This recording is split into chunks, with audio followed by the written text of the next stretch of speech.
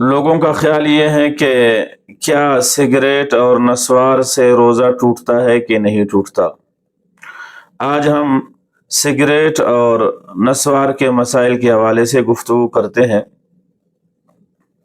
عام طور پر لوگوں نے یہی خیال کیا ہے کہ سگریٹ سے روزہ ٹوٹ جاتا ہے جبکہ نسوار سے ٹوٹتا نہیں ہے، اس لیے کہ نسوار صرف منہ میں رکھی جاتی ہے اور سگریٹ منہ کے ذریعے سے حلق سے نیچے اترتا ہے۔ حقیقت بات یہ ہے کہ سگریٹ سے بھی روزہ ٹوٹ جاتا ہے اور نسوار سے بھی روزہ ٹوٹ جاتا ہے، البتہ اتنا فرق ہے کہ آدمی اگر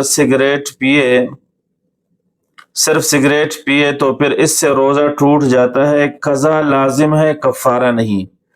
قضا ایک روزہ کو کہتے ہیں اور کفارہ مسلسل پے در پے 60 روزوں کو کہتے ہیں۔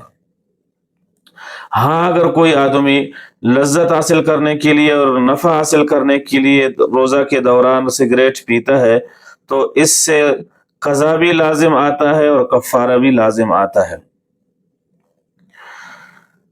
اگر کوئی آدمی سگریٹ ہی کے ذریعے سے افطار کرے تو یہ سنت کے خلاف ہے، مگر روزہ پر کچھ نقصان نہیں ہوتا، روزہ پر کوئی اثر نہیں پڑتا۔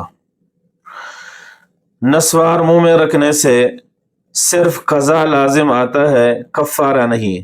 مطلب یہ ہے کہ روزہ ٹوٹ جاتا ہے، نسوار رکھنے سے صرف قضا لازم ہے، کفارہ نہیں۔